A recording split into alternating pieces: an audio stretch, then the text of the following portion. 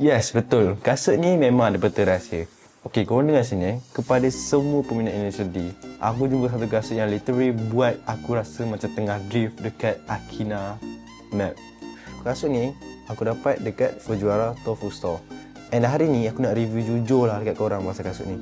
Pertama sekali, design dia straight up nostalgia gila lah. Warna hitam putih ni memang copy vibe AE86 atau dipanggil sebagai Hachiroku dalam bahasa Jepun lah. Kau tengok tulisan dia dengan tulisan Jepun yang bermaksud Fujiwara Tofu. Kalau kau tahu kisah dia, kau tahu lah. Siapa tak pernah mimpi kan? Macam contoh yang kalau kau dengar lagu Starboy kan, lepas tu kau bawa kereta kelisa je. Lepas tu kau rasa macam kau tengah bawa kereta sport. Macam tu lah apa aku rasa. Sekarang kita masuk bab yang ramai orang nak tahu. Selesa ke tidak? Okay, so secara jujur, bahagian tapak dia lembut. Dengan honestly, bila jalan kau rasa macam kau ni adalah drifter terbaik dekat satu negara. Contohnya aku duduk Malaysia kan, aku rasa macam aku adalah drifter terbaik dekat Malaysia ni bila aku pakai kasut ni. Even though aku jalan kaki je, aku jalan kaki, jalan-jalan dekat mall semua kan, and aku rasa macam ada vibe Takumi kat dalam diri aku ni. Kau tahu tak, aku rasa macam hati aku dengan drift ni dah bergabung satu lah. Even aku ni passenger je, aku duduk belakang pun aku rasa macam aku yang bawa kereta. Kau faham tak? Kasut ni serius memberikan inspirasi gila lah kat aku. Sebab dia bukan sekadar kasut, dia statement piece. Sebab bila kau pakai, orang sekeliling kau akan faham, oh dia ni pernah tengok Indonesia D tu macam aku. Kita boleh geng tu, macam tu lah. Sebab zaman sekarang kan, aku tengok sekali kan, jalan-jalan biasa, aku jalan dekat jalan raya biasa je kan.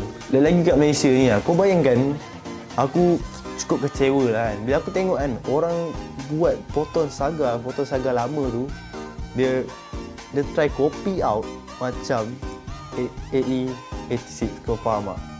Sebelah tu letak Fujiwara Tofu punya stiker. Bila aku tengok kan, macam tak apa lah, okey lah. Lah orang Malaysia kan, pemikiran dia, kita kan banyak inovasi kan. Orang-orang kita banyak buat inovasi. So, tak apa, aku faham kan. Tapi tu lah, bila tengok macam quite vibe dia hilang lah. Kasut ni senang match gila lah dengan seluar apa-apa pun kau pakai. Jeans boleh, short pun boleh. Kalau kau nak nampak street racer estetik, pakai dengan hoodie warna gelap, settle. Memang nampak street racer estetik tu lah. Serius aku cakap. Okay, so kesimpulan ni, bila orang tanya kan, berbaloi ke aku beli kasut ni kan? So, untuk harga dan design dia, aku boleh kata ini kasut wajib untuk pengumpul barang anime, fans creator atau sesiapa yang pernah rasa semangat drift dalam jiwa dia. Ini bukan setakat kasut, ini adalah nostalgia yang boleh kau pakai. Kalaulah satu hari kau rasa macam mana vibe aku rasa, korang mesti tak nak hilang vibe tu dalam diri korang sampai kau nak tak wujud dalam dunia ni. Faham tak? So korang memang patut try dulu kasut ni. Serius aku cakap, menyesal kau tak try.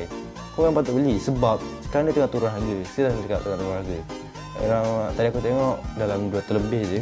And aku rasa by the time nanti tahun makin tahun, aku rasa kasut ni harga dia mesti naik punya. So, kau boleh jual dengan harga yang paling tinggi. Kasut ni, kau pakai kat mall pun dah nampak style gila macam aku. Macam aku lah. Okay, so itu saya daripada aku. Thank you for watch this video. Jangan lupa kau minat Indonesia D, kau memang patut duduk geng aku. Sebab kita dua-dua ada jiwa yang sama. Faham tak? Like this. So, thank you for watching. So, hope you guys like this video, and don't forget to share this video, comment, like and subscribe.